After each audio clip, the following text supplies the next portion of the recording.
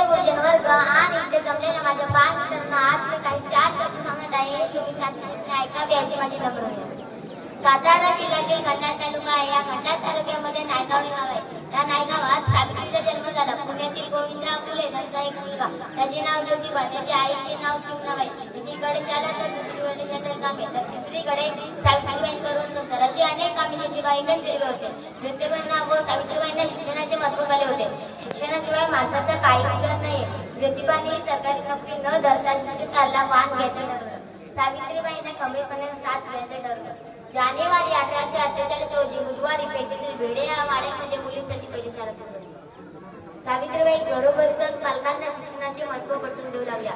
शिक्षणाशी महाराष्ट्रातल्या त्या पहिल्या स्त्री शिक्षिका नव्हत्या, तर भारतातल्या पण पहिल्या स्त्री शिक्षिका होत्या. पण पुण्यात हलकल मारली. सावित्रीबाईंची टिंगल टवाली सुरू केली. कुणी टोचून बोल लागले तर कुणी शिव्या देऊ लागले, तर कधी कुणी अंगावर शेण चिकल टायमेला ठेवले. तरी सावित्रीबाई सण करून मुलींना शिकवत. सावित्रीबाईंवर घाण टाकणं सुरूच होतं. सावित्रीबाई आपल्यासोबत एक लुगडे घेऊन जायच्या.